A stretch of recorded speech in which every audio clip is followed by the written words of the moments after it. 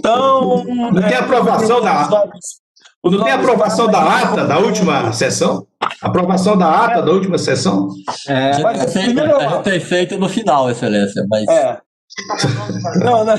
Cada um faz... Então, cumprimento os colegas, cumprimento os nobres pares. Doutora Rosimara, uma alegria recebê-la. Senhores advogados presentes, senhor secretário, pedindo a Deus que nos ilumine, eu declaro aberta a presente sessão e peço ao senhor secretário para fazer o pregão observadas as ordens de preferência. Pois não, Excelência, começamos pela extra-pauta telepresencial, processo agravo regimental 24.253.63 de 2020, sustentará o doutor José Rafael Gomes, pelo Banco do Brasil. O relator é quem? Sou eu, doutor Maurício. Então, desembargador Francisco, com a palavra. Eu não sei, só uma questão de ordem. 4253. Sou eu, né? 253 sou eu. Doutor Leonardo. Só questão de ordem. Pois não. Eu não sei se eu estou desatualizado, mas tem, parece que umas hipóteses de agravo de instrumento, agravo regimental. É verdade. E parece que não tem sustentação oral, não sei se permite ou não. É porque aqui foi um Nós temos uma evolução, né? E um agravo contra essa liminar. Como é que é? Eu não sei quando há extinção, dá licença, Excelência, quando há extinção liminar, o regimento permite a sustentação nesses casos. Acho que no caso aqui é possível, sim. Isso. É o caso. Porque aqui envolve a extinção do processo. Não, tem razão. Eu vou adiantar. Então, juiz Leonardo Eli, com a palavra. Obrigado, senhor presidente. Cumprimentar a todos, a Vossa Excelência, todos os desembargadores, Carlos, os advogados, a doutora Rose, que participa da sessão. Dizer a minha satisfação de, mais uma vez, integrar esse tribunal pleno. Eu vou fazer o adiantamento, comentar o doutor Rafael também, que está presente para fazer a sustentação, e o José Rafael, e vou fazer o adiantamento do voto. Aqui é um agravo regimental interposto pelo Banco do Brasil. Eu estou conhecendo o agravo regimental. No mérito, o agravante pugna pela reforma da indecisão que indeferiu a petição inicial. Eu estou aqui negando o provimento, mantendo o indeferimento da petição inicial. Pois não, então há interesse. Quem é o advogado? José Rafael Gomes. Doutor José Rafael, prazo regimental de 10 minutos. Obrigado. Boa tarde, desembargador Amauri, presidente desse egresso tribunal, desembargador Leonardo Eli, desembargador não, juiz convocado, desculpa, Leonardo Eli, relator do processo subjúdice, demais desembargadores, membros do Ministério Público, boa tarde a todos. Excelência, presidente, eu peço vênia a Vossa Excelência para, antes de tratar do processo, expressar aqui meus agradecimentos e admiração pela forma como nós, advogados, somos tratados nesta casa. Não só por vocês, desembargadores, mas os assessores, os chefes de gabinete. Eu cito aqui o nome do Carlos, o chefe da secretaria, a doutora Ione, assessora do doutor João de Deus, enfim, todos os membros desse tribunal, né? O doutor Nery me ligou há pouco, dizendo que ia poder participar, o doutor Márcio Tibal. Assim, é prazeroso ter a oportunidade de conversar com vossas excelências. Vocês são muito educados, a gente sempre é muito bem tratado por vocês. Assim, eu só tenho a agradecer, é diferenciado, um trabalho de excelência. Bom, com relação ao processo, né, acredito que seja relacionado, acredito que todos já tenham conhecimento que o Banco do Brasil, ele entrou com mandato de segurança, face uma decisão do Dr. Márcio, do Centro de Execuções e Pesquisas Patrimoniais, que nos responsabilizou por uma dívida de terceiro. Por qual motivo?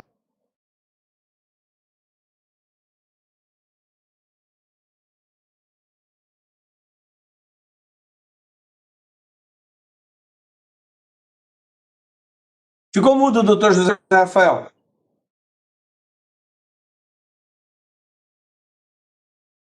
Será que caiu a conexão?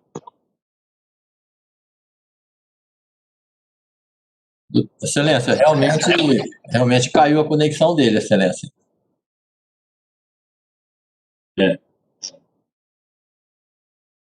Então, vamos fazer o seguinte: enquanto aguardamos a reconexão, nós vamos prosseguir. Vamos prosseguir com uma outra sustentação. Quando ele retornar, a gente retoma. Tá?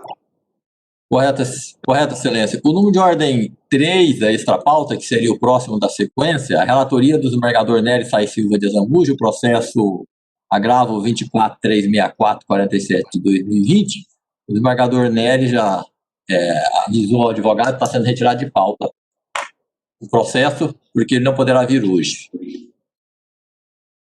Então, o número de ordem 1 da pauta telepresencial, processo 24.158/58/2019, relator desembargador João de Deus Gomes de Souza, sustentará o Dr. Lucas Orsi Abduad pela recorrente.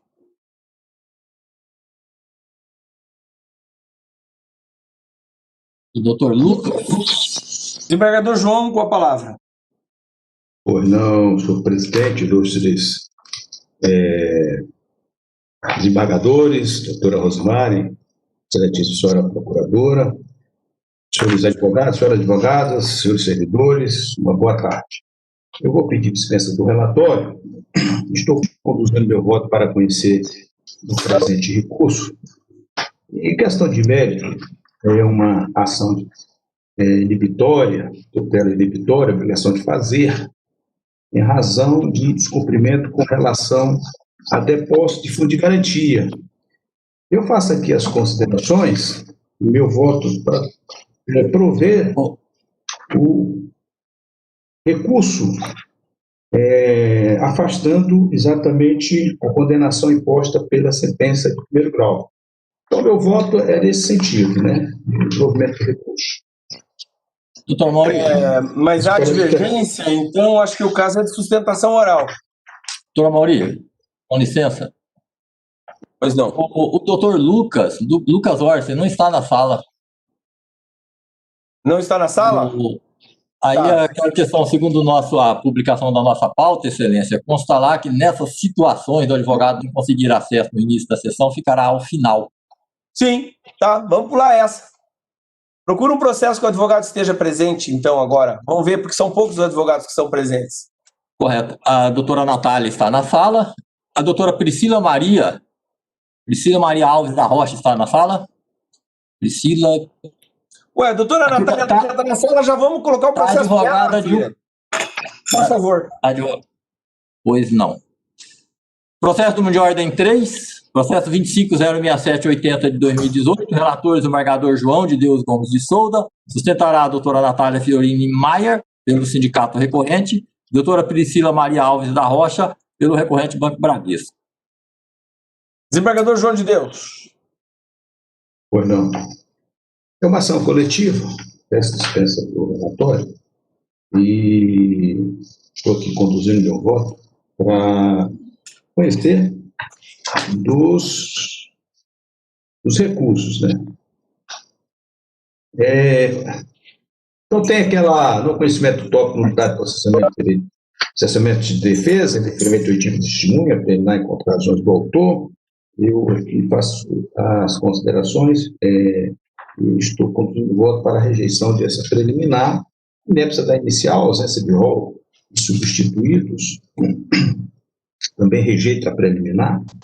E a questão de mérito e ação coletiva, descaracterização de cargo de confiança, horas extras, legitimidade ativa do sindicato ao autor, inexistência dos direitos homogêneos, recurso do autor e do réu. Aqui, ambos as partes recorrem. A matéria já é poder mais conhecida dos colegas, e aqui estou conduzindo meu voto para entender que o sindicato tem legitimidade para a propoção, para discutir, mas a questão de fundo, no que diz respeito ao direito homogêneo a ser discutido, entendo que não é o caso da adequação da via eleita proposta pelo sindicato para tal, razão pela qual aqui eu estou conduzindo o voto para dar parcial provimento ao recurso do réu. julgando improcedente, né, a escolha. Antecipação de voto, senhor presidente. Perfeito. Doutora Natália, prazo regimental de 10 minutos.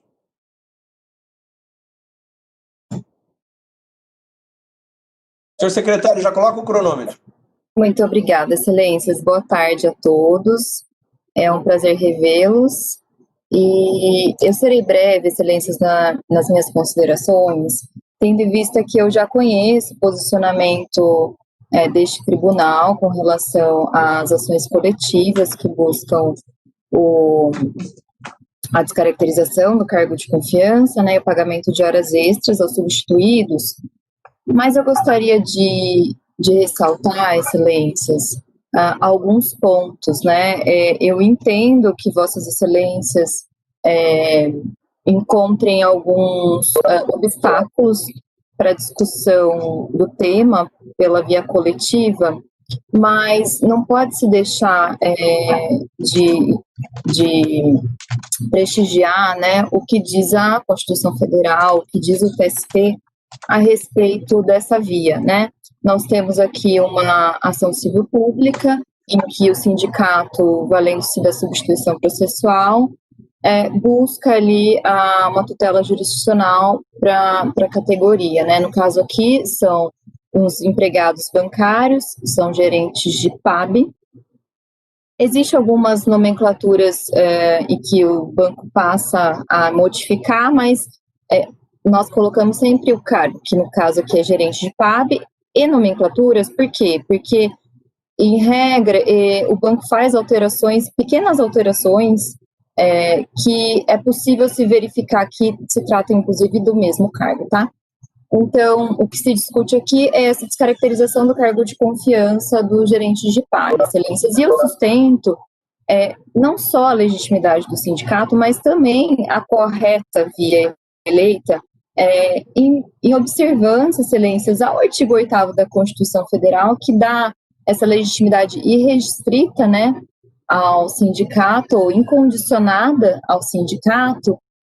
E se o artigo 8º, inciso 3º, mais especificamente, e se nós formos fazer uma análise concreta, né, dessa legitimidade, dessa irrestrita legitimidade, o entendimento de inadequação da via eleita acaba dando uma condicional que a Constituição Federal não dá, né?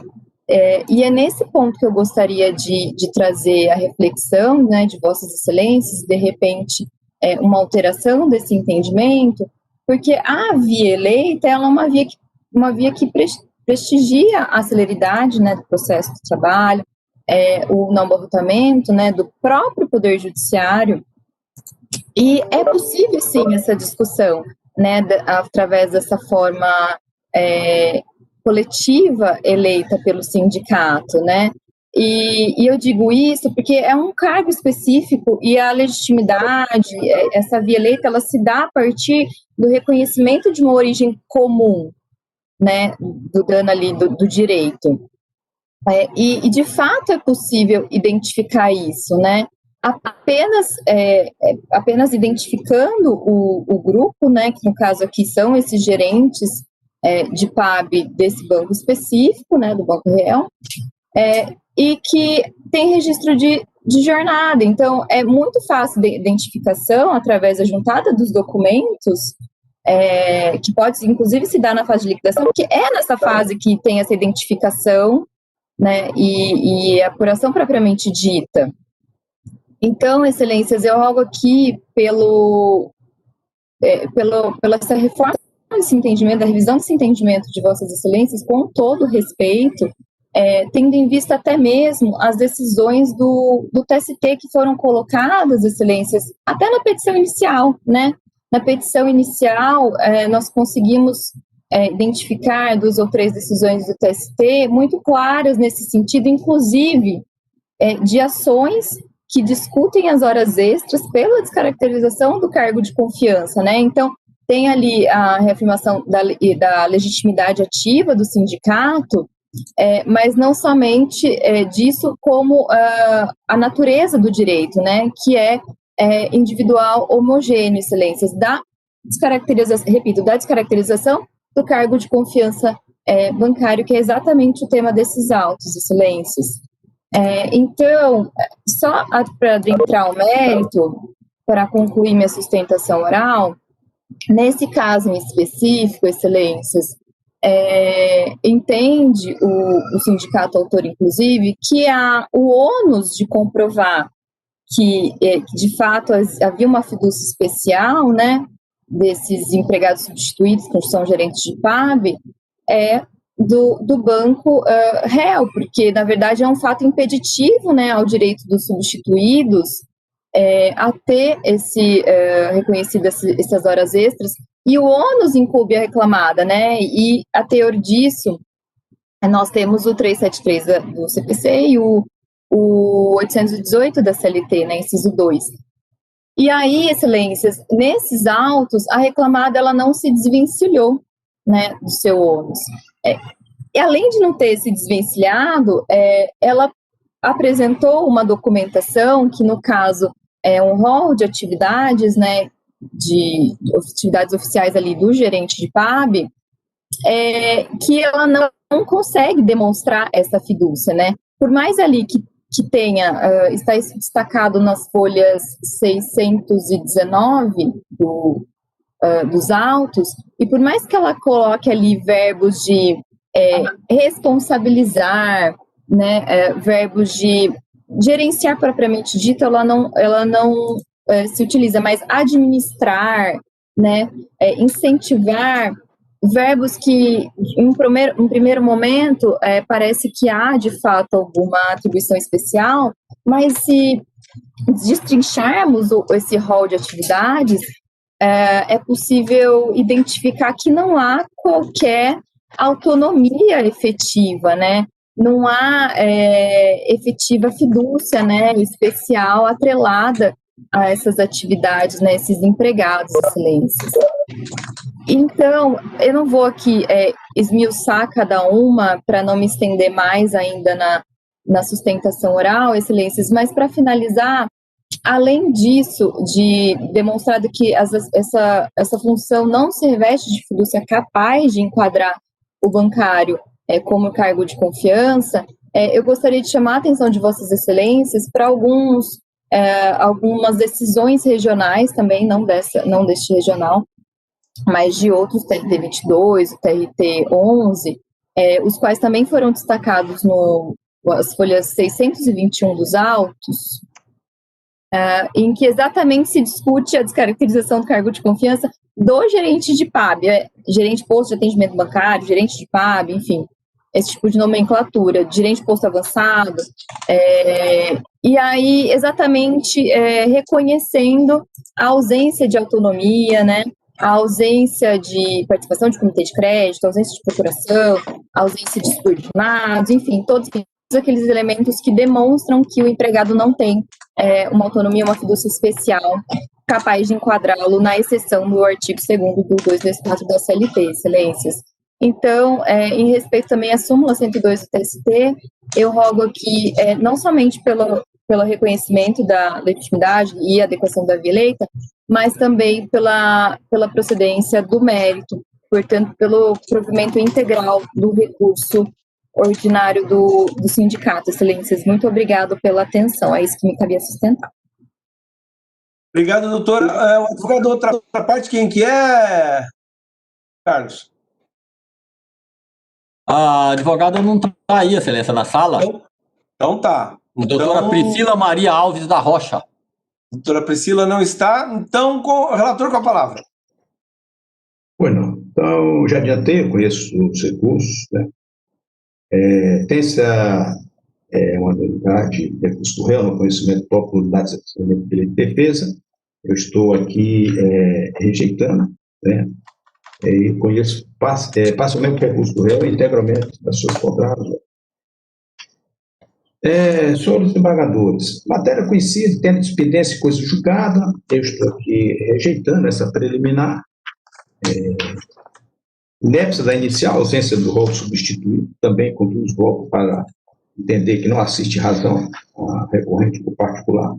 o voto substituído poderia ser apresentado quando da liquidação dos autos, da sentença, e, no questão de mérito, ação coletiva, descaracterização do cargo, de confiança às horas extras, legitimidade.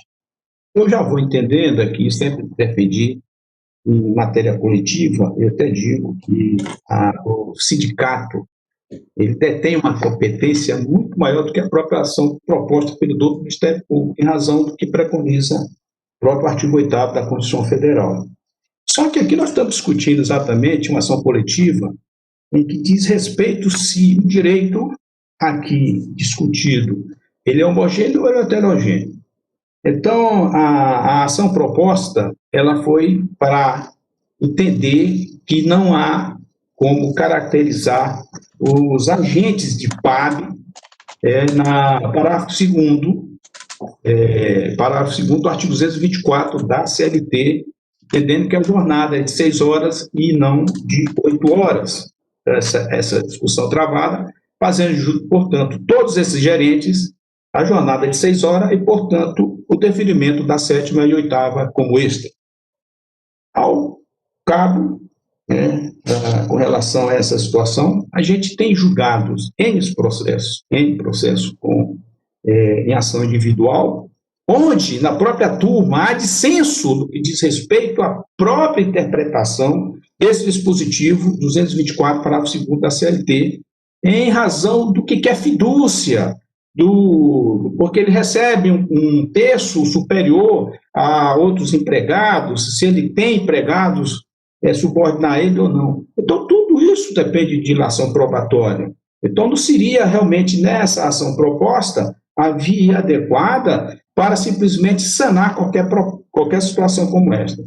E digo mais, me chama a atenção também, é que o próprio autor da ação, às vezes, vai colocar no rol se tem êxito na sua ação proposta, que seria o reconhecimento desse direito das horas extras, 7ª e 8ª como extra. Muitas vezes até a pessoa fala assim, eu fui surpreendido, eu não queria propor ação contra o empregador X. Mas é um direito de cada um também.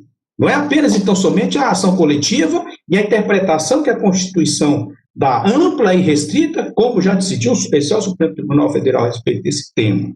Então, nós temos realmente que relevar vários fatores que possam realmente vir a dirimir essa situação, essa conflituosidade de interesses, que é um interesse de uma coletividade em detrimento do individual.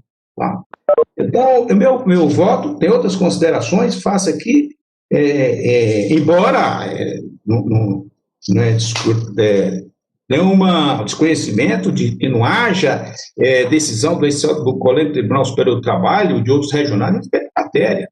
Então, mas ela é interpretativa exatamente dessa situação de se é direito homogêneo ou direito heterogêneo. Então, eu entendo que, no caso, havia inadequado, a razão pela qual eu estou dando provimento ao recurso parcial, para... que eu estou extinguindo o processo sem solução de mérito, e quanto aos honorários de sucumbência, eu estou negando provimento. É o meu voto, senhor presidente. Pois não. Ficamos vencidos, eu e o desembargador Francisco, não é, desembargador Francisco? Mais alguma divergência? Então é por maioria. Doutor José Rafael Gomes, nos ouve agora, doutor? Sim, Carlos, estou ouvindo agora. Deu problema aquela hora? Pois não, doutor. Então o senhor pode prosseguir na sua sustentação oral, já foi feito o relatório, a gente só antecipou algum processo que estava aqui esperando, mas retomamos ao momento da sua sustentação, por favor. Obrigado, doutor Amauri. Vocês estão me ouvindo agora? Sim. Tá. Desembargador Amauri, presidente desse egresso tribunal, eu cumprimento, doutor Leonardo, relator do processo subjúdice, demais desembargadores, membros do Ministério Público, boa tarde. Como eu havia dito, eu estou pedindo licença a vossas excelências para, antes de tratar do processo, expressar meus agradecimentos e minha admiração pela forma como nós, advogados, somos tratados nesta casa. Não só por vocês, desembargadores, mas pelos assessores, os chefes de gabinete. Cito aqui o nome do Carlos, que acabou de me ajudar a voltar a trabalhar, a poder ter condições de fazer a sustentação. que cuida do Tribunal Pleno, a doutora Ione, assessora do doutor João de Deus, enfim, todos os membros desse tribunal. É muito gratificante poder trabalhar com pessoas capacitadas e educadas. Os desembargadores, antes agora da sustentação, falaram comigo a respeito dos memoriais que eu entreguei, doutor Amauri, doutor Nery, doutor Márcio. Então, assim, parabéns para vocês, o trabalho de excelência de vocês. Com relação ao processo, excelências, a maioria de vocês já sabem, né, o banco entrou com uma ação, um mandado de segurança, face uma decisão do doutor Márcio, doutor Márcio do Centro de Execução e Pesquisa Patrimonial, que nos responsabilizou por dívida de terceiro, envolvendo fragilidades no sistema Bacen-Jude. O tempo não está correndo, está tudo certo? Vocês estão me ouvindo? Sim. Tá. O banco ingressou com esse mandado de segurança, o processo 24169, obtendo uma liminar do Dr. Leonardo, que proibia qualquer ordem de bloqueio, até o julgamento do mérito. Contudo, por não terem sido apresentados os dados de todos os litisconsortes, os exequentes no processo de origem, esse mandado de segurança foi extinto por uma decisão monocrática do Dr. Leonardo, que depois a gente recorreu. Mas, assim, essa decisão monocrática do Dr. Leonardo, ela foi publicada no dia 6/7. No dia 3/7, conforme o documento ID EFF 5377, o Dr. Márcio já havia proferido uma ordem de bloqueio do banco de 5 milhões, retroagindo ao período em que estava em vigor a liminar do banco, concedida pelo Dr. Leonardo, que proibia qualquer ordem de bloqueio. Em face a essa nova ordem de bloqueio, foi protocolado o presente mandado de segurança. Interposto a ação mandamental, o Dr. Leonardo notificou a autoridade coatora para prestar informações a respeito dos valores bloqueados, e este informou que os valores já tinham sido levantados. Fato este que levou o Dr. Leonardo a extinguir o processo por ausência de interesse processual. Contra essa decisão de extinção, nós protocolamos o agravo regimental que está sob julgamento. Com todo respeito ao entendimento do Dr. Leonardo, mas o banco sim possui interesse que seja julgado o mérito do mandado de segurança. Ou seja, a ilegalidade e abusividade no ato de se aplicar uma multa durante o... Caiu de novo. Caiu de novo. Caiu de novo, né? Sim, excelência, caiu. O doutor vai ter mais 6 minutos para acabar depois. Senão nós vamos ficar o dia inteiro aqui. Você não vai ver. Vamos lá. Passamos para o próximo. Hoje. Doutor Alexandre Canteiro, não vou? Já vou avisar ele quando ele retornar. Por mais que ele puxinhe, são só 6 minutos. Vamos lá. Cadê? Pois não, excelência, processo de ordem. Ouço, Carlos. Ok, doutor. Número de ordem 4, processo 25.64451 de 2014, relator desembargador doutor João de Deus Gomes de Souza, sustentará doutor Alexandre Moraes Canteiro, pelo recorrente sindicato. Com a palavra, desembargador João de Deus, para antecipação de resultado. Não, aqui, sindicato dos empregados, né? Senhor presidente, acho que é ipsiliter o que nós acabamos de decidir no processo anterior, né? Então, via eleita, descaracterização de cargo de confiança, horas vazias e inexistência de direito homogêneo. Então, eu já vou antecipando que o meu voto aqui é para... provimento, né? Levar provimento. Exatamente.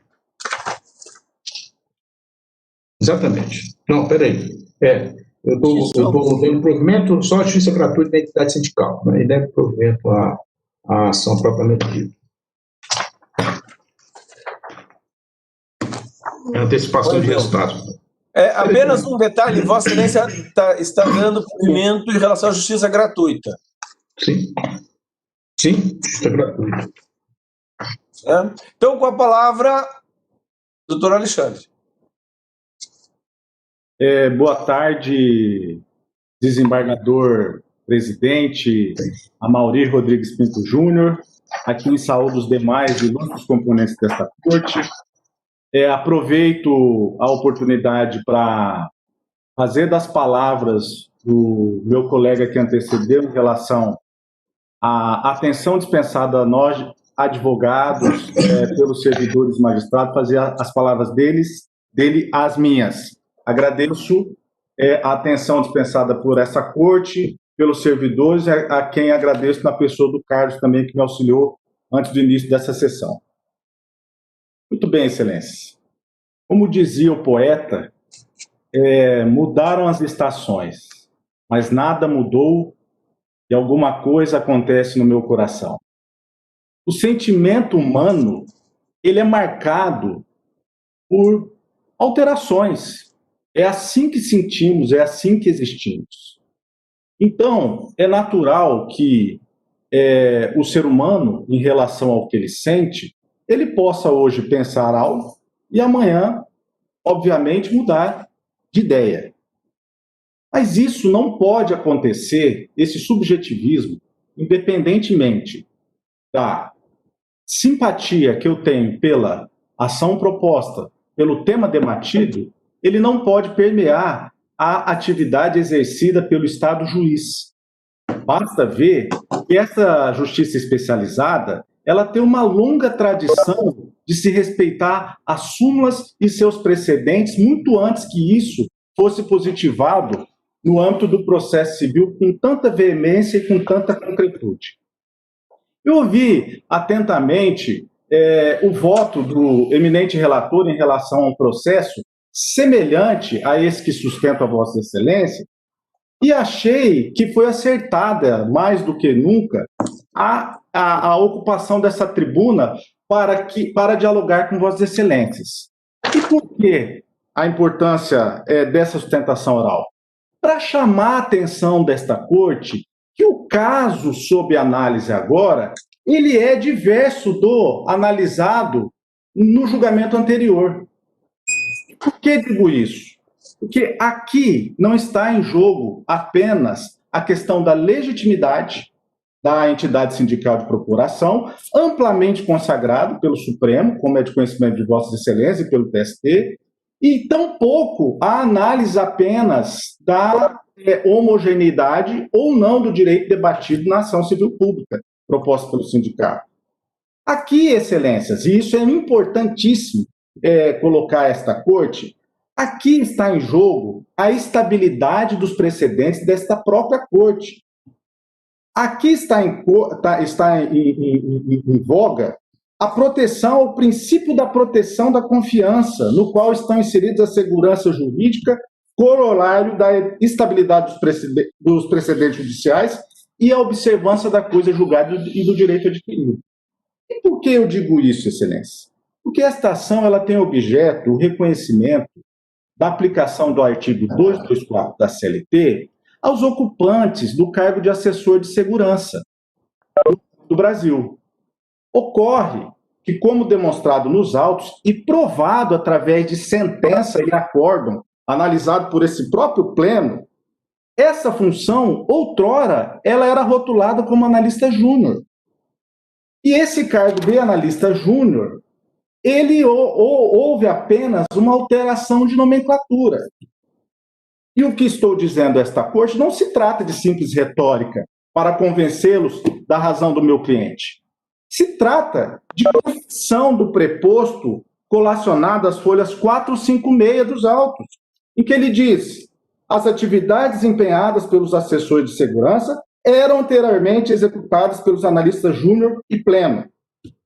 Então, a primeira questão que tem que se debruçar essa Corte, que parte de pressupostos fáticos jurídicos diversos do julgamento anterior, é que nós temos um óbice aí que se trata do respeito às decisões transitadas e julgadas, agasalhadas pelo artigo 836 da CLT e pela garantia constitucional da coisa julgada, porque já foi analisada as atribuições deste cargo, assim como as demais preliminares suscitadas pelo banco recorrido.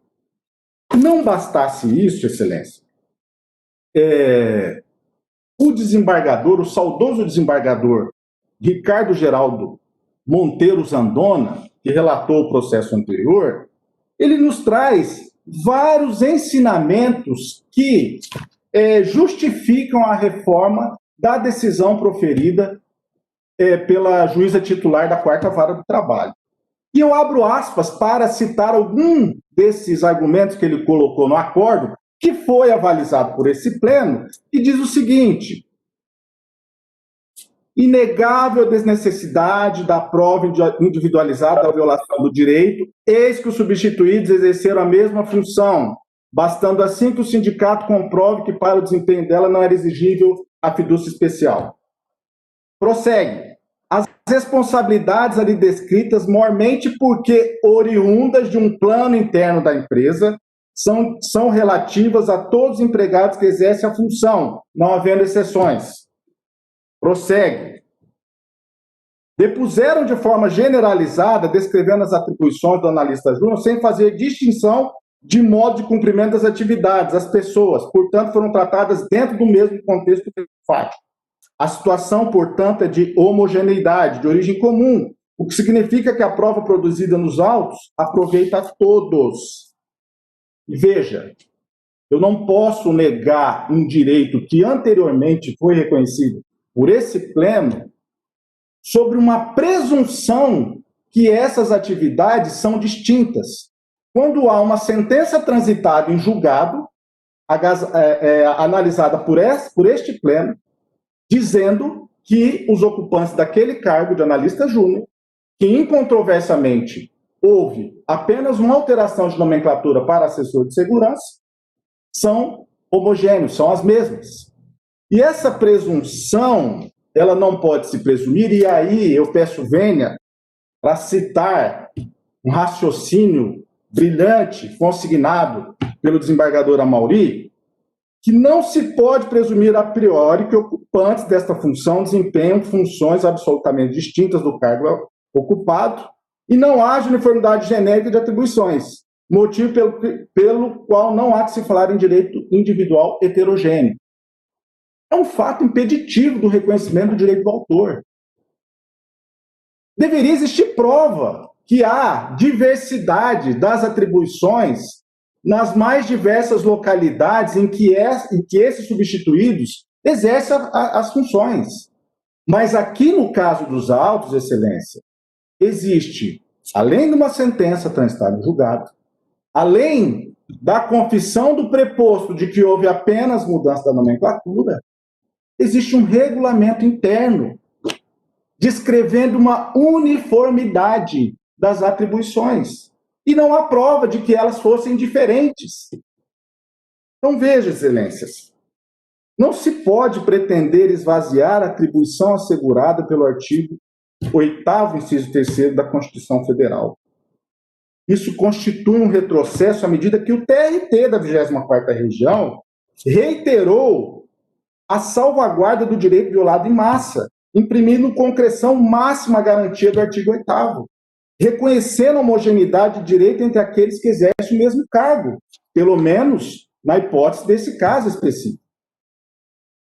E é exatamente por isso, Excelências, que esta Corte, este pleno, para o recorrente especificamente, se debruçou por 20 vezes, analisou 20 vezes 20 cargos do Banco do Brasil em ações coletivas, e nas 20 vezes com os mais diversos relatores desta Corte, foi não só afastada das preliminares, como no mérito foi julgado procedente a ação. Então, em razão do princípio da estabilidade, em razão do princípio da técnica jurídica que deve ser aplicada no julgamento, porque, como diz ao início, o julgamento não pode ser fruto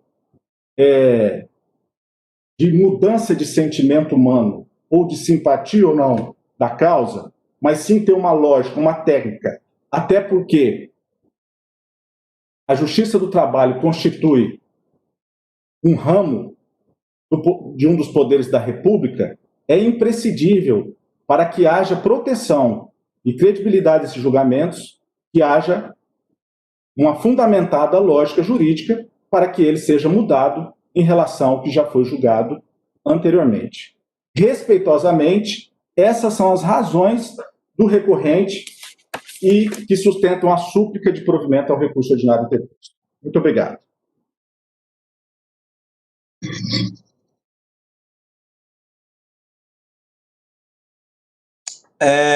Com a palavra, o nobre relator. Pois não. Doutor Alexandre Carteiro foi brilhante na sustentação oral. E aqui, senhor presidente, eu estou aqui conduzindo o voto para conhecer os recursos. E queria dizer também, já que Vossa Excelência citou o poeta, disse quem era o poeta, eu também vou citar um poeta e nem sei qual é ele. A mudança ela é imprescindível para evoluirmos. E não é fraqueza admitir que está na hora de mudarmos. A evolução é constante e a cada mudança trará o ensinamento que nos fará amadurecermos. Então, sempre estive exatamente com esse entendimento. Vossa Excelência traz, inclusive, dentro da sustentação, algo que, para mim, causa surpresa. Porque se já existe um precedente do nosso tribunal sobre a matéria, não vai ser discutido aqui. Porque a ação foi proposta por essa ação coletiva. Se existem outras discutindo a mesma situação, por que não abrangente? Então, aí seria cada reclamado uma situação diferente? Eu acho que sim. Cada reclamado, a nomenclatura que eles querem mudar. Então, essa é exatamente dilação de prova. Tá? Não estou aqui dizendo que a nossa segunda turma aqui tem julgado. Eu mesmo tenho ficado vencido quase que sempre com relação a essa discussão da 7ª e 8ª como extraordinária. Aqui nós não sabemos se realmente ele recebia um salário superior a 1/3, se ele tinha subordinado. Então, tudo tem uma lógica, tá? E entendo, tal qual a sentença é atacada, de que não é por aí. Eu acho que nós poderíamos, diante se estivéssemos lá nos Estados Unidos, talvez essa ação coletiva servisse não só para esses empregados do banco, aqui do Banco do Brasil, mas para todos os demais.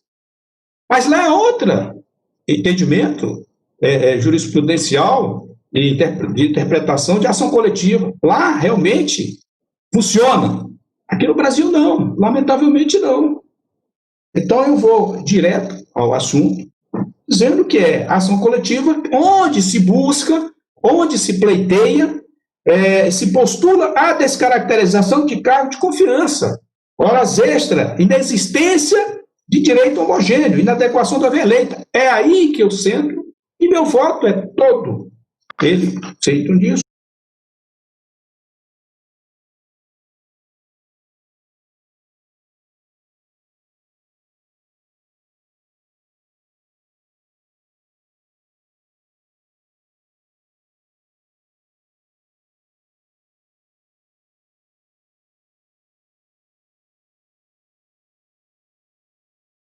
O banco tem sim interesse processual no julgamento desse processo. Aí mesmo, o senhor parou exatamente aí. Exatamente. Foi aí? Foi aí, perfeito. Então, porque assim, o mandado de segurança é uma garantia constitucional, instrumento processual utilizado para invalidar atos de autoridades que ameacem ou lesionem direito líquido e certo. Então, aqui, foi aplicada uma multa durante o período de vigência da liminar concedida pelo Dr. Leonardo, que proibia qualquer ordem de bloqueio, e o fato de já ter sido levantado esse valor, no entendimento do banco, não pode dar validade a um ato ilegal e abusivo, o que só ratifica mais ainda a lesão a direito líquido e certo. Então, assim, o banco tem sim todo o interesse processual para que seja julgado o mérito da ilegalidade na ordem de concessão de bens durante o período que estava em vigor a liminar, assim como o pedido de devolução desses valores. Sendo o interesse de agir representado por dois requisitos, necessidade e utilidade, a necessidade representa o meio judicial como forma de solução do litígio, e a utilidade se dá pelo fato do processo propiciar um resultado mais favorável para o banco. Além disso, o fato do banco ter se insurgido com embargo de execução, apesar do Dr. Leonardo não ter trazido essa matéria, mas a gente ingressou com um embargo de execução no processo de origem, isso não pode ser encarado como um obstáculo para o ingresso do mandado de segurança, mesmo porque os embargos eles têm matéria de discussão restrita, conforme o parágrafo 1º do artigo 884 da CLT. Além do que, não tem efeito suspensivo. Mesmo porque os valores já foram levantados, então o banco não tem interesse em pleitear efeito suspensivo, os valores já foram levantados. Então, assim, a gente pede provimento ao agravo regimental, afastando a decisão que reconheceu a ausência de interesse de modo que seja julgado o mérito do mandado de segurança sob legalidade da ordem de construção de bens, assim como determinada a devolução de valores. Agradeço a atenção de Vossa Excelência, peço desculpa pela terceira vez aqui está incomodando, peço provimento pelo recurso. Obrigado. Obrigado, doutor. Com a palavra, o desembargador Leonardo. Obrigado, senhor presidente. Quero cumprimentar o doutor José Rafael Gomes pela sustentação oral. Quero reconhecer o trabalho que ele vem fazendo em várias ações que decorrem desse mesmo processo, né, atuando fortemente para tentar defender os interesses do seu constituinte. Então, assim, fica os meus parabéns pela atuação. Eu tenho voto pronto. Como eu adiantei, na verdade, eu estou negando provimento ao recurso para manter o indeferimento e vou dar aqui as minhas razões. Então, eu peço dispensa do relatório e conheço do agravo regimental. A divergência? Por unanimidade. No mérito, o agravante, o doutor José Rafael, na verdade, fez uma bela síntese, né, da questão. A matéria é conhecida, a matéria de fundo é conhecida, nós já julgamos um mandado de segurança aqui, mas eu vou fazer o meu relatório aqui. O agravante pugna pela reforma da decisão que indeferiu a petição inicial do mandado de segurança, argumentando que não prospera a decisão que reconheceu a conexão do presente mandado de segurança com o mandado de segurança 24169, pois entende que inexiste risco de decisões conflitantes, além de serem distintas as decisões atacadas e os pronunciamentos a serem exarados em cada mandado de segurança. Então, questiona a conexão. No tocante ao mérito, aduz que os pedidos contidos na petição inicial traduzem seu interesse processual, porquanto busca o pronunciamento jurisdicional quanto à ilegalidade da ordem de constrição de seus bens durante o período em que estava em vigor a liminar do mandado de segurança 2416962 e a devolução de 5.600 e poucos mil reais diante da ilegalidade da decisão proferida. Eu passo à análise. O presente mandado de segurança foi impetrado em face da decisão do magistrado ACO, que penhorou bens do agravante enquanto supostamente vigorava a decisão liminar proferida por este relator nos autos do mandado de segurança 2416962. Por ocasião da distribuição, eu verifiquei que aquele mandado de segurança era um desdobramento dessa ação.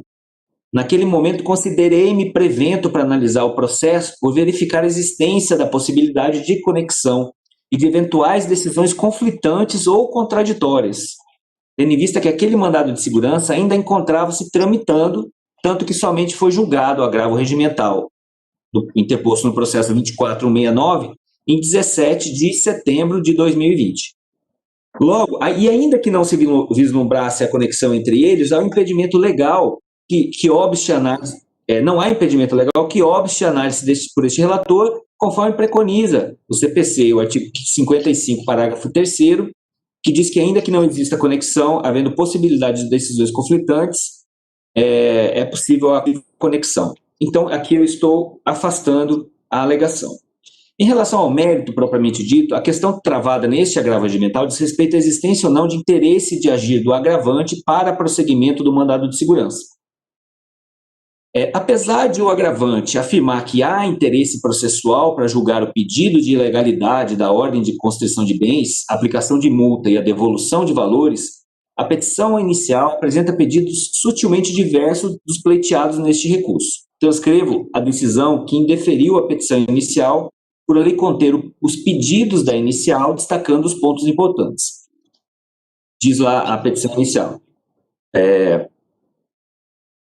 Digo eu, na verdade, na decisão analisando a petição inicial. O impetrante ajuizou o presente mandado de segurança em 31 de julho de 2020, pleiteando, letra B, conceder a medida liminar sem oitiva da parte contrária, na forma do artigo 7º, para suspender os efeitos da decisão que realizou a constrição dos bens do impetrante, como resultado de sua suposta responsabilização e como consequência a devolução de R$ 5.634.984,32 aos cofres do banco.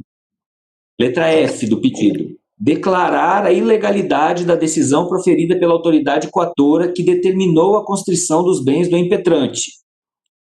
Letra G. Revogar o ato coator que determinou a constrição dos bens do impetrante, invalidando sua responsabilização solidária e qualquer determinação que importe em constrição dos seus bens sem o devido processo legal. incluindo aí todas as multas, tudo, na verdade, que foi decorrente daquele processo. Multa, as astrentes de 100 mil, resultando na penhora de 5 milhões, tudo.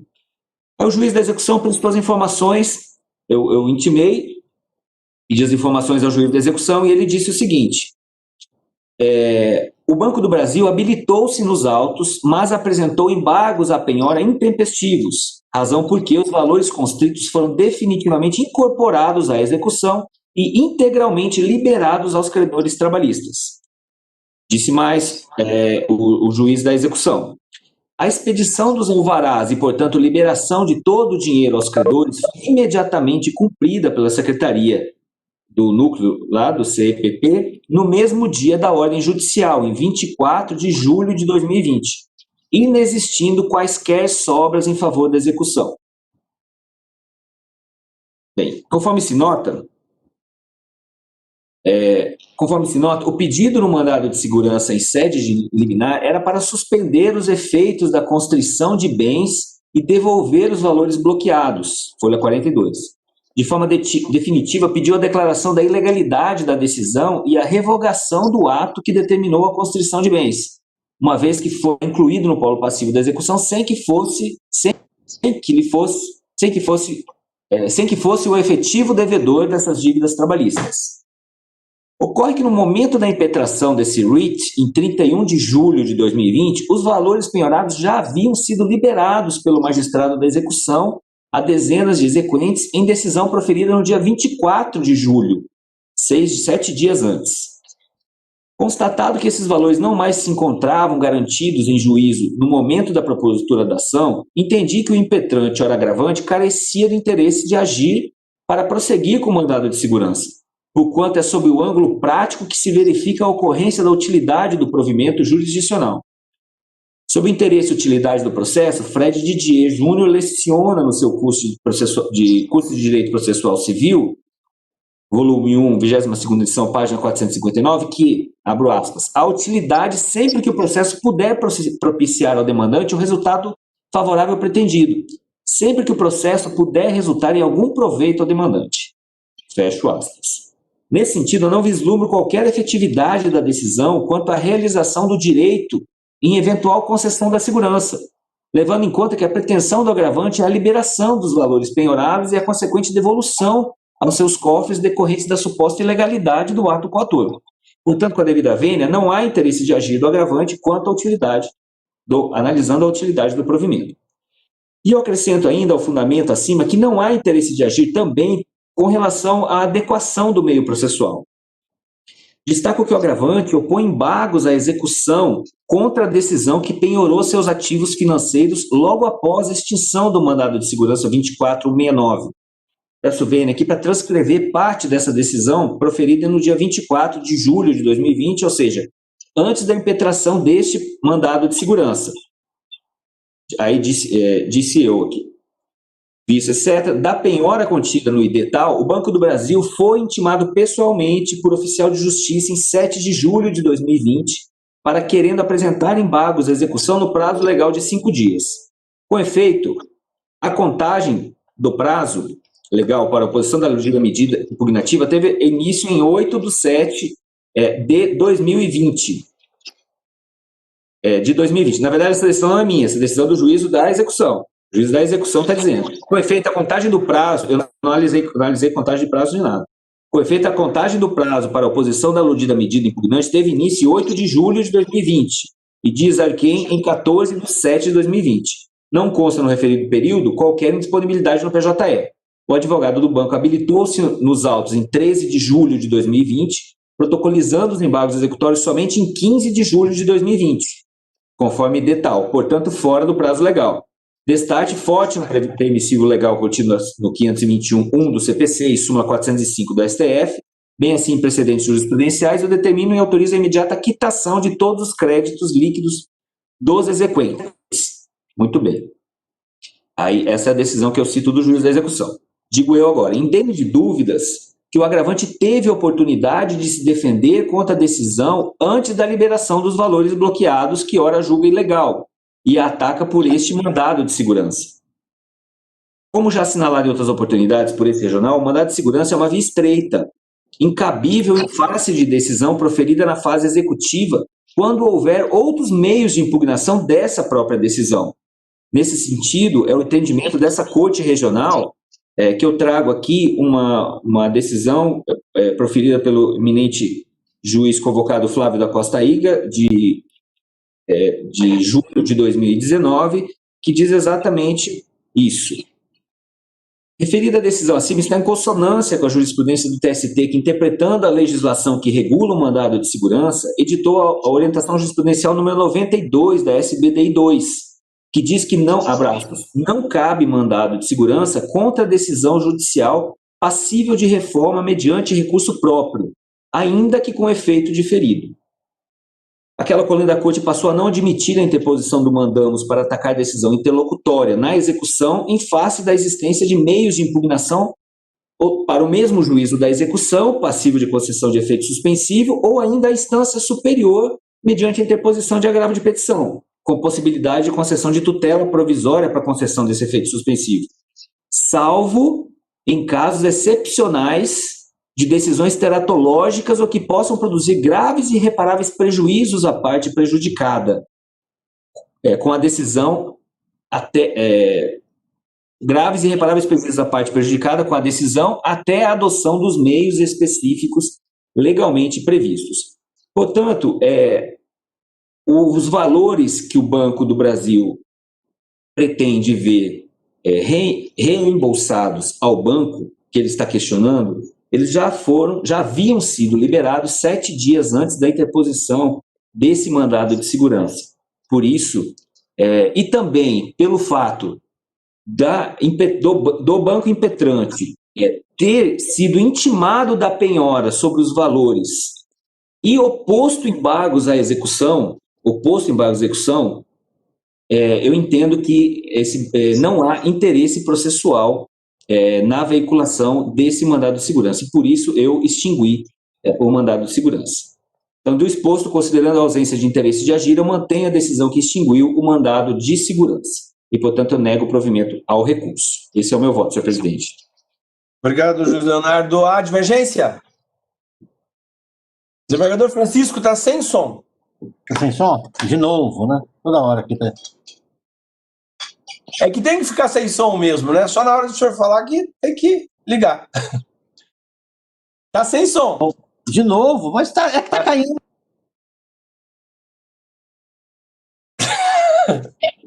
Agora sim. Não, agora não. Figueiredo, não mexe lá, Figueiredo. Tem que colocar máscara no som. Tô com as duas mãos aqui, ó. Tem que colocar máscara no som, para não ter como, né? Enquanto o desembargador Francisco acha o som, eu gostaria só de dizer que eu acompanho o relator. Inclusive, eu cheguei a falar para o doutor José Rafael durante o memorial que o mandado de segurança não tem função declaratória, na verdade. E a partir do momento que o dinheiro está liberado, perdeu o objeto. Aliás, nem teve objeto, porque como Vossa Excelência destacou, o mandado de segurança foi impetrado depois da liberação. Então, o mandado de segurança teria como objetivo o quê? Uma ordem para o juiz não liberar. Não a declaração que ele está certo ou que ele está errado. Então, eu acompanho o voto de Vossa Excelência. Desembargador Francisco, já conseguiu trabalhar o microfone? Ainda não, né? Clica aí. Isso. Bom. Presidente. Desembargador André. Aproveitando enquanto o desembargador Francisco está ali solucionando a questão, eu também pedindo ver, cumprimento o doutor Rafael, mas acompanho integralmente o voto proposto pelo juiz relator Leonardo, em razão já, inclusive, das explicações bem expostas em seu voto e também pelos esclarecimentos de Vossa Excelência.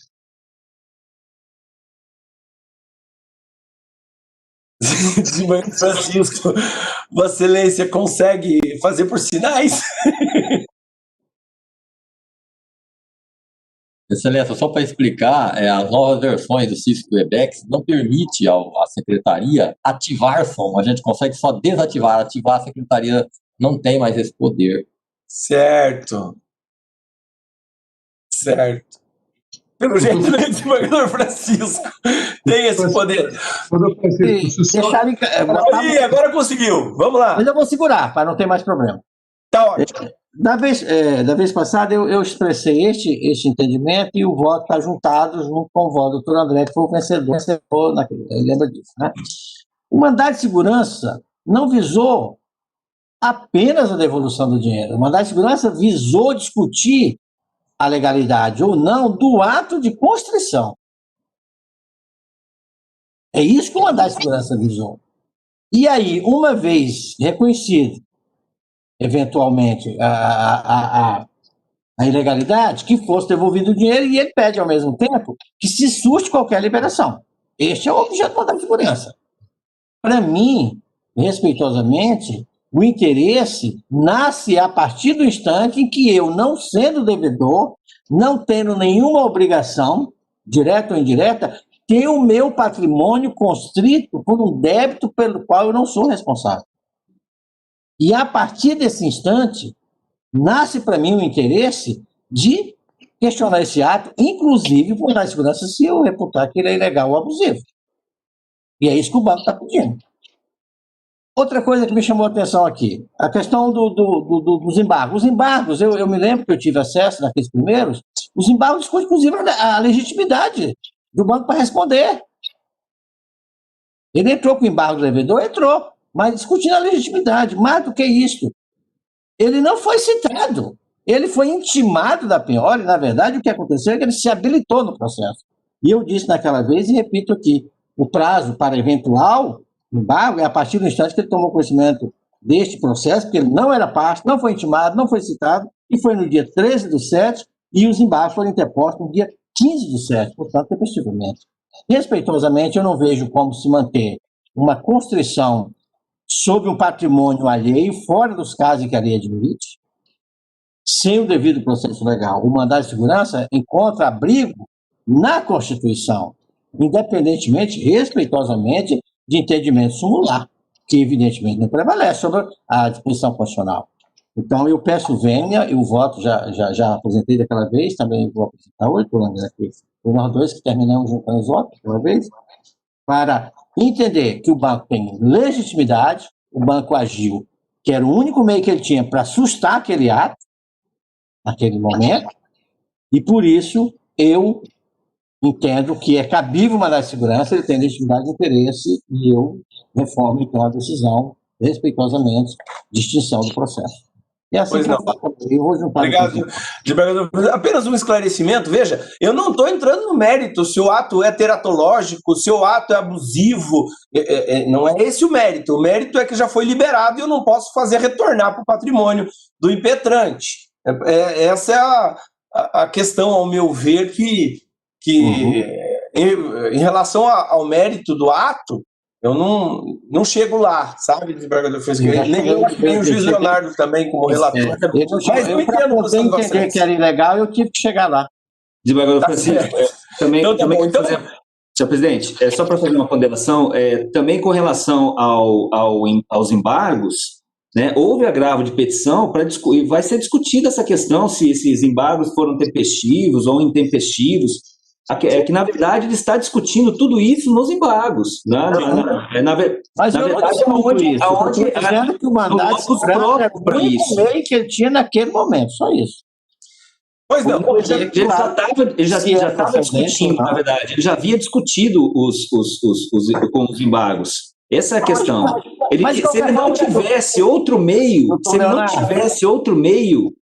Aí nós poderíamos até fazer um outro tipo de raciocínio. Mas ele interpôs o embargo para discutir exatamente a responsabilidade. Essa discussão nós já tivemos da vez passada, eu só falei porque para que o doutor ouvisse, porque nós já sabemos o ponto de vista de cada um e respeitamos uns aos outros. Sim. Né? Então, por maioria, vencido desembargador. Só um momentinho. Desembargador João. Com relação às alegações ponderadas feitas pelo desembargador Francisco, eu acho que também na última sentada, onde se discutia essa situação, eu votei tal qual ele, entendendo que não perde o objeto. Não há, com todo respeito, não há perda de objeto. Eu liberei, perdeu o objeto. Não é assim. Há o interesse, continua o interesse. Se de analisarmos se, de fato, a decisão é não teratológica, aí é mérito. Mas, como foi extinto o processo, em razão da perda de objeto, que eu entendo, tal qual do desembargador Francisco, bom. Aí, por isso que eu também, aqui, no caso, fico vencido. Obrigado. Perfeito, é verdade. Vossa Excelência também ficou vencido outra Foi vez. esse mesmo, da vez passada. Presidente, Desembargador André. apenas um último esclarecimento que me parece importante em termos de argumentação é que eu vejo este mandado de segurança atrelado ao mandado de segurança 246962, como destacou o juiz Leonardo. Naquele processo em que, em tese, eu admito o mandado de segurança, nós mantivemos a extinção porque não houve a observância da indicação dos litisconsortes. Esse foi o ponto fundamental daquele processo. E como este, entendo, também está atrelado àquele anterior, por isso que acompanho com a devida vênia dos brilhantes votos divergentes o voto do juiz Leonardo. Obrigado, presidente. Pois não. Então, é por maioria negar provimento ao agravo, nos termos votos do juiz relator, vencidos desembargadores João de Deus e Francisco. Isso. Desembargador Francisco que vai juntar voto, é isso? Isso, excelência. Desembargador João não precisa, né? Ou vai querer também? Não, eu vou na carona do desembargador Francisco. Tá ótimo. Então, o desembargador Francisco juntará voto vencido. Tá pronto, né? Perfeito. Senhor secretário. Pois não. Pedido de preferência, excelência. Número de ordem 2 da extra pauta telepresencial, processo 24.271.84 de 2020, com agravo regimental. Relatoria, desembargador Francisco da Chagas Lima Filho. Pedido de preferência, proclamação somente do resultado do Dr. Luiz Fernando Plens de Quevedo, que se encontra na sala, excelência. Tá aí? Desembargador Francisco. Estou aqui. Boa tarde. Ah, tá lá. Senhor presidente, senhores colegas, eu estou propondo a negativa de provimento do agravo regimental. É uma ação civil pública, movida em Dourados, qual foi definida uma liminar parcial, uma série de obrigações de fazer com relação à pandemia, a questão de equipamento de proteção, era também afastamento de trabalhadores, se houver suspeita. Eu deferi a ordem parcialmente para entender que não se poderia afastar os trabalhadores só pela mera suspeita, necessário o exame médico, e tinha uma outra obrigação que era de ficar alguém na porta do banheiro com uma espécie de um cabide para controlar quem entrava e saía. Eu entendi que isso era desrazoável, que seria infantilizar os trabalhadores. Com relação a essas duas obrigações, eu suspendi e aí, consequentemente, eu também fiz uma diminuição do valor da multa. E o que a Seara pretende é exatamente que se defira a liminar da forma total. E eu estou entendendo que ela não trouxe argumentos que convencesse do contrário, eu estou propondo a manutenção da liminar. Em síntese é esta o voto. Tem uma série de considerações, mas em síntese é isso. Bom, há divergência? Por unanimidade. Obrigado, excelências. Boa tarde. Boa tarde, doutor. Tá bom? Número de ordem 1 da extra pauta aqui é da relatoria nata, uma continuação de julgamento, processo 24.077.84 de 2020, relator desembargador Amaury Rodrigues Pinto Júnior. Aqui há um pedido de preferência do Dr. Guilherme José Teodoro de Carvalho.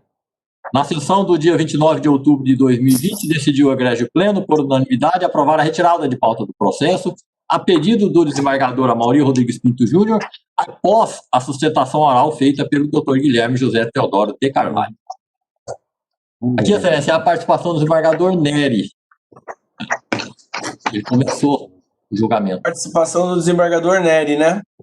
Então, esse aqui, nós vamos precisar retirar de pauta, porque o julgamento começou, o advogado fez a sustentação oral, e então o desembargador Nery está vinculado. Eu vou pedir desculpas ao nobre advogado, mas não há nem como eu ler o voto sem a participação do desembargador Nery, tá bom? Perfeitamente, Então, excelência. Sem problema. Obrigado, doutor. Esse processo é retirado de pauta. Ok, Excelência, e tem data para a próxima sessão? Alguma? Na próxima judiciária do Pleno, com certeza estará na pauta, porque ele está pronto já para julgamento, e só não está sendo julgado hoje pelo quórum, em função do quórum. Então, só que ele não é publicado, ele é extra pauta de novo. Mas a próxima do Pleno, o senhor pode ter certeza. Muito obrigado, um ótimo trabalho a todos, Excelências. Obrigado. Obrigado. Excelência, nós temos 2 processos em que não houve inscrição para sustentação oral, em ordem 1 da pauta telepresencial, processo 24.158.58 de 2019, o relator esmagador João de Deus Gomes de Souza. Aqui a gente teria só que colher os votos quanto ao voto eventual do esmagador João. Peraí, essa não é mais do Pleno, essa aí é do normal, né? Pauta do Pleno normal. Então eu tenho que mudar o perfil aqui, só um minutinho. Não, da sala telepresencial do Pleno, processo 24.158. Sala telepresencial do Pleno, perfeito. Tá aqui, qual é o esclarecimento, senhor secretário? Quando Vossas Excelências votaram, faltava o voto da primeira parte do Dr. João. Aí, como ele ficou vencido, ele colou o voto eventual. É preciso votar essa parte. Na verdade, o que aconteceu nesse caso aqui? Tem uma ação civil pública na tutela de Vitória, que é a obrigação de fazer de uma empresa, né, que é microempresa, não, uma pequena empresa, em que houve atraso no pagamento de fundo de garantia em determinado período, né? E ele teve a confissão da dívida, reconheceu a confissão, fez o acerto lá com quem é o gestor, que é a Caixa Econômica Federal, e começou a fazer os depósitos mensalmente. O que me chama a atenção exatamente com relação a isso, obviamente que não estou aqui para mudar votos, né, entendimento de cada colega, porque já foi votado com relação a dizendo que mantém-se o entendimento da sentença, né, que determina a obrigação de fazer, né, em uma antecipação de tutela, sob pena multa diária de R$500. Né. A única preocupação que eu tenho é que nós estamos vivendo, não agora, mas esse é de um passado recente, de 2015 a 2017, mas para o futuro, de engessar uma situação dessa. Ou seja, há realmente um descumprimento, e eu sempre venho defendendo que uma empresa passando por dificuldade financeira, entre efetuar alguns encargos e pagar o salário, tem que primeiro pagar o salário, os encargos qualquer empresa pode chegar e ir lá na Caixa Econômica Federal e fazer o acerto, o depósito, vai fazer o depósito, vai pagar as multas, etc. Mas é engessar a atividade empresarial, principalmente nesse pós-pandemia. Ou seja, a própria Justiça do Trabalho vai contribuir para desempregar mais pessoas no país que já está na situação que, aliás, não é só o Brasil, é o mundo. E nós estamos vivenciando uma situação no mundo de uma nova ordem mundial, que é uma moeda única, uma moeda virtual e etc. E a Justiça do Trabalho, com todo respeito, não pode fechar os olhos para essa realidade. É engessar, sim, essa situação dessa empresa. Fiquei vencido com relação a isso. Eu acho que, no caso, seria de reduzir para R$100 em razão dessa situação. Era só esse esclarecimento que eu queria colocar, senhor presidente e ilustres colegas. Certo. Eu não sei, eu não estou conseguindo. Qual sala que é? Excelência, é o 1 da sala... presencial. Da telepresencial. Telepresencial. É o primeiro aí, 24.158. Essa que tem 4 processos. 24.158. É o número 1, né? Acho que Vossa Excelência que abriu a divergência. Acho que Vossa Excelência que abriu a divergência, salvo o melhor juízo. Foi o seguinte. Posso esclarecer, desembargador Amorim? Pois não. Desembargador André, por favor. Deus fazia, extinguir a ação reformada integralmente. Vossa Excelência lançou a divergência para manter integralmente. Foi acompanhado pela maioria. Aí fez o voto, como brilhantemente explicou, fazendo uma redução da multa de R$500 para R$100. E é isso que está em jogo. A princípio, Vossa Excelência estava mantendo integralmente a sentença. Mas ele apresentou, então, o voto eventual. Agora, para reduzir, propôs, na verdade, uma redução. E o fundamento, senhores colegas, exatamente a razão dessa situação, o princípio da razoabilidade. Bom, é isso aí.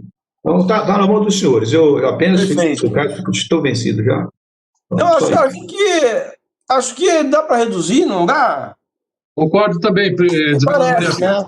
Diante dessa crise O aí. importante é manter a obrigação de fazer, eu penso. Uhum. Acho que é possível acolher, não sei, os colegas, indagam os colegas. Eu acolho. Acompanho a redução, presidente. Já temos feito em outros processos também. Acompanho a redução. A situação realmente está difícil, e agora mais ainda do que nunca. Então aí fica assim, ó, provimento parcial, vencido o desembargador João de Deus. Né? Porque ele tirava tudo. Tá? Negava provimento. Perfeito. Ok. Concordo. Pode ser assim? Daí não precisa juntar voto. Gente, eu fico como redator. Eu vou juntar o voto. Sim, mas é que, lógico, o voto vencido. Mas eu digo em relação à redução. Não, veja bem, eu tinha feito o voto alternativo, mas é melhor. Vossa Excelência vai. Então, eu estou acolhendo, então o voto vai já com a redução. Aí a gente não precisa juntar em relação à redução, só o mérito. Ok, obrigado. Bom? Ok. Carlos.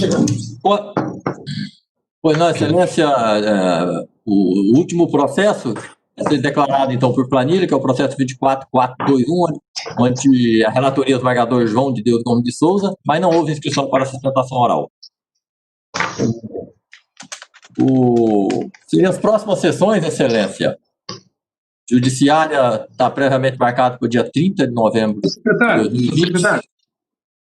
Secretário, presidente. Pois não. Nós temos um processo na pauta virtual, que é a primeira pauta da nossa sessão. Eu estou solicitando aqui uma vista regimental, o número 11, se me permitem os colegas, é uma questão de definir o percentual de penhora de rendimento, de salário. Né? O desembargador Amaury, relator, está propondo que fixe em 50%, o desembargador Márcio fez uma divergência acolhendo o parecer do Ministério Público, fixando em 20%, então eu quero estudar, porque em alguns casos nós temos fixado menos do que 50%. Quero examinar se é possível estabelecer critérios para, dependendo da idade, da condição, variar nesse percentual. Então, se me permitem os colegas uma vista regimental, eu trago na próxima pauta a respeito dessa questão do percentual. Só registrar minha vista regimental, presidente.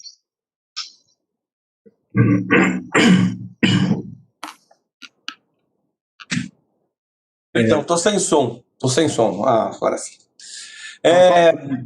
Pois não. Então, Vossa Excelência vai solicita... Eu tenho o voto de Vossa Excelência, o voto divergente do desembargador Márcio, eu fico com uma vista. Não sei se os colegas querem votar ou aguardam, eu trago na próxima um novo estudo. Aguardo. Ótimo. Os demais aguardam. Eu mesmo vou dar uma olhadinha também. Questão da divergência. Senhor presidente, eu só queria tirar uma dúvida. Se o processo 0025-264-51-2016 da Sexta Vara, se ele foi incluído na sessão de hoje ou não. Senhor secretário. É da relatoria do desembargador André. 25264, doutor? Isso, trata da virtual. Da virtual, não? 2526451? Isso, 2016. Está na pauta virtual. Se o senhor pediu sustentação oral, ele vai sair e vai para a pauta telepresencial. Eu pedi sustentação oral, por isso que eu estava aguardando aqui. A próxima sessão. Como é que é? Ele estava em pauta e foi retirado?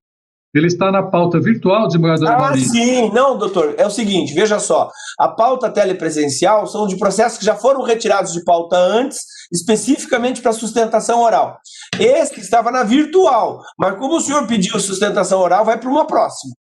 Ah, tá, não. Eu agradeço, eu só estou indagando, porque eu estou acompanhando a sessão aqui. Perfeito. Não, ele foi retirado de pauta. Ele foi Como há um retirado. pedido de sustentação oral, ele não é julgado, porque senão nós ficamos sem saber quantas sustentações orais tem no dia.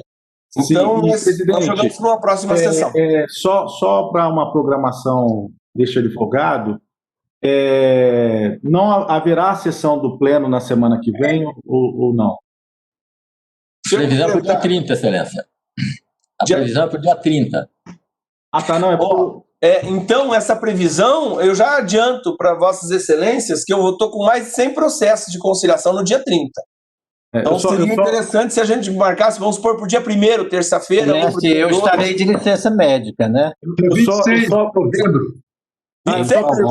Eu só volto, acho que dia 5. Eu só pergunto, Excelência, porque eu acompanharei o meu pai ao médico na semana que vem, em São Paulo, então eu não estarei, eu tenho interesse de fazer sustentação. Certo. Tá bom. O senhor pode entrar em contato com o secretário, eu acho que não há nenhum problema nós adequarmos não, só na semana que vem que eu teria impedimento, aí... Tá bom. Por esse motivo, mas aí, nas outras pautas, eu me coloco à disposição do tribunal. Vai pro Natal, doutor, em dezembro. Sem problema, Excelência. Nós vamos discutir ainda o dia da sessão. Já está em festa, né, doutor Alexandre? Nós vamos discutir ainda o dia da sessão, mas já consideraremos essa sua questão, pessoal. Tá bom? Ok. Muito obrigado, eu agradeço a atenção de Vossas Excelências. Saúdo oportunamente a ilustre representante do Ministério Público, doutora Rosimar Caldeira, e desejo a todos um profícuo trabalho aí neste pleno. Um abraço. Obrigado, senhor presidente. Senhor presidente, também eu queria só uma informação. Aquele incidente de uniformização de jurisprudência também saiu para sustentação oral, né, Carlos? Também. Excelência. Também saiu, né? Sim. Tá. Perfeito. Desembargadora Mauri, seria, então, para a gente acertar o calendário da próxima sessão judiciária, né, já que não poderá ser dia 30, e também da administrativa, que não poderá ser dia 3, em razão da solenidade do labor et honoris. Certo. Eu proponho dia 2. Dia 3. Tá bom. Dia 26 não é possível? Dia 26? Então, eu tenho a semana inteira de conciliação, desembargador André. Eu não sei exatamente se dia 26 eu vou estar com muitas audiências ou não. Eu sei que no dia 30 eu mandei colocar quase 100. Vou começar às 7 da manhã. Bota para dezembro.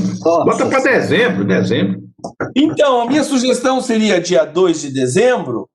Eu não sei, a turma tem sessão dia 2 de dezembro, né? É quarta-feira? Tem. Existe previsão, existe. A turma não é fácil. Não é fácil. Excelência, a última sessão do exatamente isso, quarta-feira, dia 2. A sessão do pleno está prevista para o dia 10 de dezembro, senadora Maurício. Existe a possibilidade de concentrar tudo lá também. Então, dia 10 de dezembro me parece melhor. Dia 3 não é possível? Inclusive, seria a última. Dia 3, doutor desembargador André, tem a entrega das medalhas. Labor et honoris. E tem um evento na escola. Telepresencial. À tardezinha. Tem evento da escola também, Tem. É o último ano. Então, desembargador André, o ideal seria dia 10. Tá bom? Dia 10, então.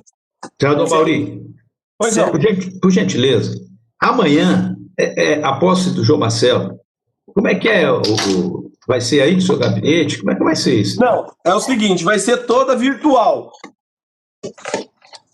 Eu vou para cá porque eu tenho... Tá sem som. Ficou sem som, doutor Amori. Desculpa. É que eu normalmente não deixo mudo. Então, mas é o seguinte, vai ser a sessão vai ser totalmente virtual, mas o juiz João Marcelo, eu e o juiz Christian estaremos presos, nós participaremos da sessão virtual, mas no pleno. Estaremos no pleno lá para participar. Mas aqui me mandaram o roteiro e ela, inclusive, vai ser comandada pelo desembargador Nicanor. Nicanor vai participar, mas telepresencialmente. Então... Eu também estarei telepresencialmente presente. Eu também estarei para a feira presencial. Presidente, Qual é a hora? Qual é a hora mesmo? 10 horas? 10 horas. 10 horas? 10 horas da manhã. Amanhã, 10 horas. Isso. Se não tiver nenhum imprevisto, acho que eu vou participar. Se tiver imprevisto, eu vou ficar só no virtual. Não na tela presencial. Então tá bom, eu agradeço, desembargador Maurinho. Senhor presidente. Você viu que o vírus da Covid aqui tá. O meu microfone agora tá ficando igual ao do Francisco. Você me contaminou aqui, Francisco. Tem que colocar máscara no microfone. Tem alguns comandos, alguns atalhos no teclado que acionam e desacionam. Sozinho. Às vezes, sem querer, a gente pode editar. Só porque o senhor falou, doutor Maurinho, ele não está desativando esses minutos, viu? A frase mais dita em 2020 é: desliga o microfone, liga o microfone, liga o microfone. Nada mais, então? Senhor presidente, eu gostaria de dar a palavra por um instante. A palavra, juiz Leonardo. Como a próxima sessão do Pleno, na verdade, foi redesignada por dia 10, essa, na verdade, vai ser a minha última sessão do Pleno, né? Porque minha convocação, na verdade, termina no dia 30, né? Porque a partir do dia 1º, Excelência, o desembargador João Marcelo assume o gabinete, né? Todos ansiosos pela chegada do desembargador João Marcelo aqui no gabinete. Eu, na verdade, queria já fazer aqui, de improviso, né? Ia deixar para fazer na próxima sessão, mas queria deixar aqui só os meus agradecimentos aos integrantes do Pleno, aos servidores da Secretaria. Mas será que então não era interessante nós fazermos uma sessão, ainda que mais reduzida, na semana que vem? Eu digo porque tem alguns processos do juiz Leonardo que podem ser liberados, eu vou liberar. Ele também faz a despedida na próxima.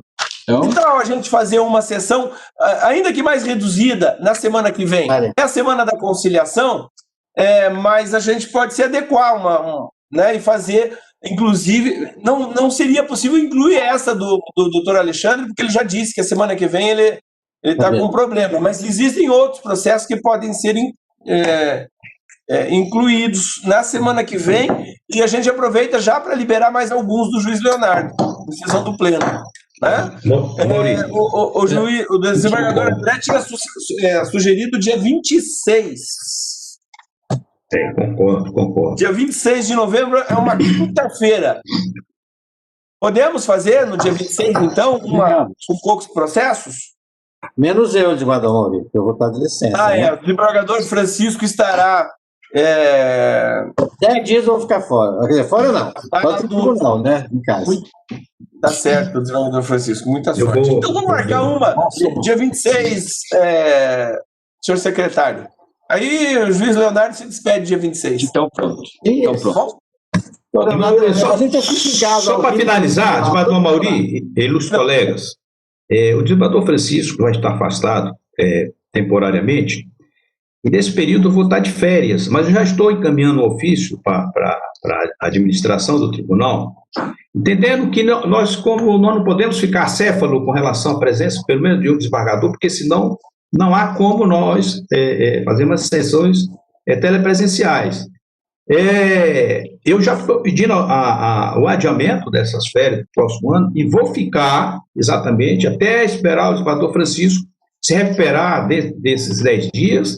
Inclusive, ele já está predisposto a, mesmo assim, fazer sessão virtual, né? Ele só está impedido de fazer a telepresencial.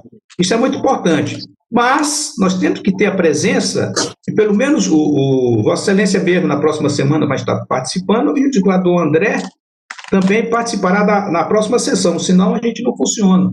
E a gente sabe que nós estamos evitando esforços no sentido de não deixar muito processo para o ano seguinte. Então, o nosso tribunal tem caminhado, tem trilhado, exatamente na preocupação de julgar os processos em o menor tempo possível, né? Com essa. Então, eu acho que, senão a segunda turma vai fechar, e nós não poderíamos fechar. Então, eu acho que tem uma justificativa plausível do adiamento das minhas férias. Ficarei aqui, obviamente, e vamos tocar o barco para frente e até 10 de dezembro, 10 de dezembro a porta de Vossa Excelência, né? Então, ainda tem isso. É verdade. Não, com certeza é motivo para a série assim, é o último mês do ano e nós temos que limpar a pauta. E podem contar comigo nessa semana anterior à posse, se for o caso, para compor quórum, alguma coisa, podem contar. Eu só pedi para ficar afastado na semana que vem, que é a semana da conciliação, aliás, no dia 26 lá, que é a semana da conciliação, mas essa do plano eu participo. Ok. Tá bom? Eu agradeço a compreensão dos colegas. Ok, obrigado, gente. E administrativa, doutor? Leonardo, eu estava com o lenço na mão, Leonardo. Aqui o lenço, olha. Vossa Excelência já estava emocionado antes de eu começar a falar. Eu vou sentir sua falta. Oi, como? Muito bom, foi muito interessante. O senhor secretário falou da administrativa que estava prevista para o dia 3, não é, senhor secretário? Sim. Só que dia 3 terá a entrega da comenda, prevista para as 14 horas, é isso? 14 horas. A minha pergunta é, desembargador João, dia 2 de dezembro tem sessão da segunda turma? 2 de dezembro? É uma quarta-feira? Porque o desembargador Francisco falou que vai estar de licença e aí a gente faria administrativa no dia 2. Excelência, o meu retorno em tese é dia 10, na sessão do dia 10. Aliás, dia 9, da quarta-feira. Do dia 2, do dia 2, se o desembargador Márcio Tibal contribui aí com a presencial de 5 processos, 8 processos, aí a gente faria dia 2. Pode ser, Tomara? Mais 3.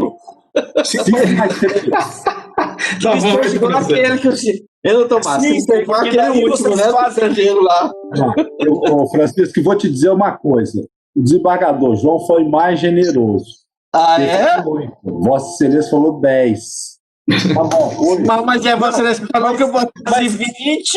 E olha só, a gente pode fazer 5 e marcar para o período da tarde administrativa no dia 2. Pode. Já não 15 horas. Pode ser 15 horas? Pode. Desembargador Maurício, só não pode ficar colocando assim, extra-pauta em cima da hora, porque realmente dificulta o trabalho. E aí eu tenho visto também, e isso aí é sempre a gente tem que contribuir com a administração. Por exemplo, tem processo de JJ do juiz de primeiro grau, que o próprio presidente do tribunal pode decidir. Não caminhar para o pleno. Tem muita coisa que eu vejo que está tudo caminhando para o pleno. Quer dizer, nós estamos igual o Supremo, até briga de cachorro vai para lá, quer dizer, de vizinho, não é por aí.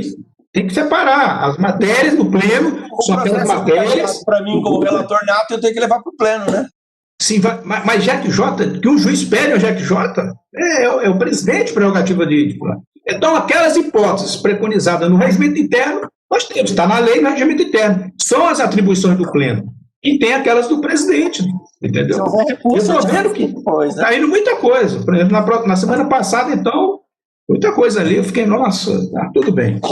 Não, tá certo. Mas eu quero incluir tudo que tiver para a gente fazer, quem sabe, a última administrativa, essa do dia 3. Espero. Então tá bom. Positivo. Não tem mais, Tomás. Cumprimento os colegas. Obrigado. Declaro encerrada a sessão. Obrigado, meus amigos. Gente, aprovação da o senhor não vai embora aí. Uma boa tarde. Senador André, uma boa tarde.